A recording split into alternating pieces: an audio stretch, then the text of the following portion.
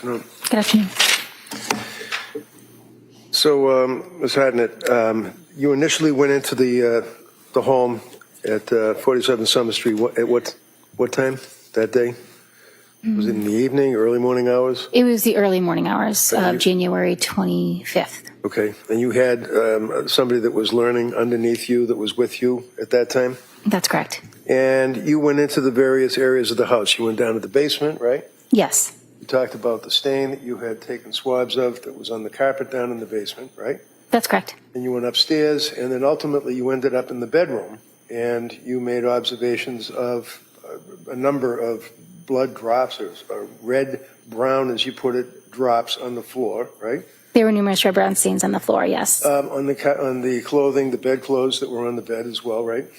I do not believe I documented red brown stains on the clothing. It may have been there. I don't know if I have that in my notes. How about the, on top of the nightstand, there was the knife that counsel had talked about, correct? Yes, correct. And then you look at the window, and there was a red-brown stain on the right-hand side of the window as you're looking outside from inside in the bedroom, right? Yes, correct. And you made observations of some of the markings on the shingles that were directly below the window and directly above where the red-brown stains were found in the snow underneath. Yes, that's correct. Your confirmatory tests, and first of all, what you do is you have your screening tests. Back in the day, they used to, you use the orthotolidine. Do you still use that? No, not this time. Now you use what, crystalline? What do you use now? It's called Tasselmeyer. And the Tasselmeyer, basically, as I say, back in the day, it used to be that you would have vegetation that could give you a false positive, right? Correct. Certain chemicals could give you a false positive. Correct. Animal feces could give you a false positive, right? Depending on what's in them, possibly, yes. The test now that you have, the confirmatory test, is a lot more accurate, if you will, but still, nevertheless, I said confirmatory, screening, but nevertheless, you still have to do a confirmatory test, right? That's correct. And back in the day, it used to be Takayama test. What do you do for confirmatory now? We use a test card, a human trace test card, which is something similar to a COVID test or a pregnancy test, where you just put the liquid in the beginning of the card, the liquid runs up, and if there's 2 lines, it's positive, and if it's only 1 line, it's negative. That's not the Teichmann test, is it? No. Okay, so the confirmatory test that you use, that's a color test, though, right? It's a immunographic test. It's an assay, so it's not really a color test where you add the drops to the swab and it's going to change color. Okay. It's a reaction that's happening within the test card between antibodies and antigens that produce either 2 lines or 1 line. So let's take, for example, in the bedroom on the floor that counsel had shown you a number of drops that were in the floor between the bed and that mirror, right? You did confirmatory testing on that? I did back at the lab. I screened it at the scene and then, confirmed it back at the lab. And that confirmed that it was human blood? It confirms that it's blood and it indicates human blood. There is you have to do a precipitin test or something to determine if it's animal blood or human blood, right? So the test card that we use indicates that it confirms that it's blood. It indicates human blood because it may react with primate blood. So it's not specific to human blood. But the bottom line is that you, as a chemist working for the Mass State Police investigating this case, are confirming that the stains that are on the floor of the bedroom, all the blood, all those stains are in fact human blood, right? I'm confirming the single stain that I collected from is blood. All right, and when you say the single stain, that would be you use the Q-tip and you swab it, and that would be from all of the stains that were all over the place on the floor, right? I did not swab each individual stain. I took a swab from each collection of stains. Okay, and that was human blood, confirmatory, indicating it was human, right? It was confirmatory for blood and indicated human blood. All right. Now, one of the exhibits that the district attorney had pointed out to you was the mirror. Exhibit 161. You remember that, the mirror? Yes, I do. You see those drops that appear to be going down from above in a downward direction? See those drops? You tested those? I do see the red-brown stains, and yes, I performed a screening test on one of them at the scene.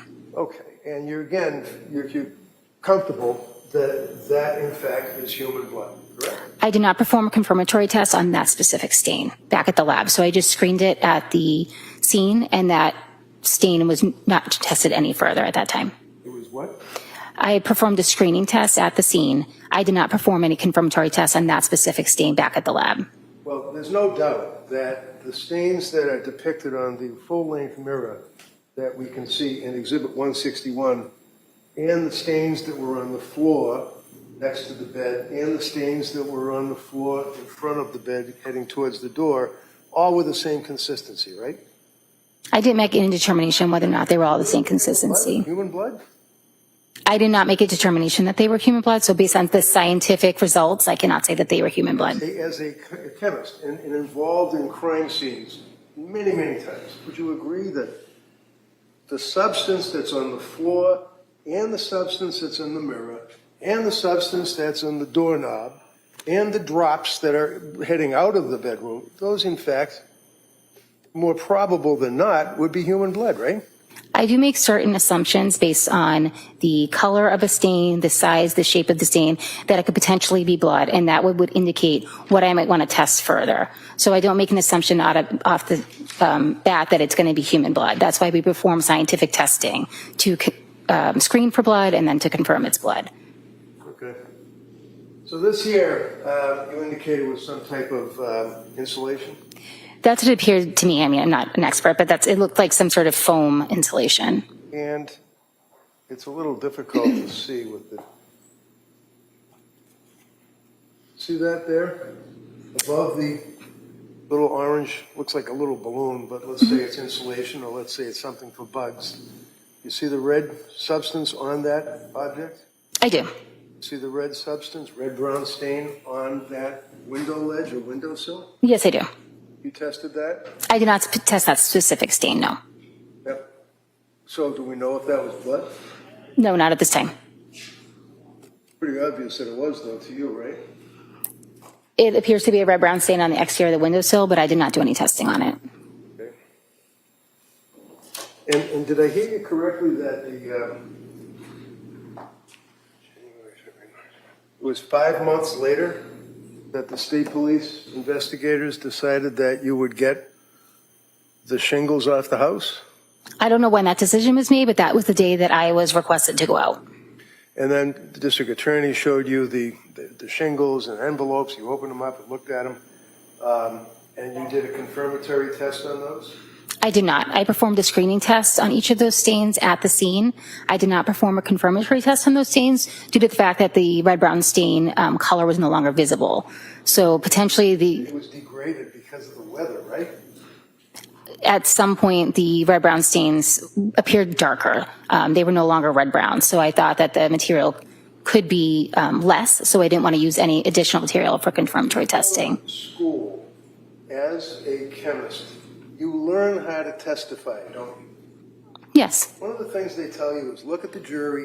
When the lawyer asks a question, you look at the jury and you answer the question, right? That's correct. Right. So can you just look at me when I ask you just a little bit a question?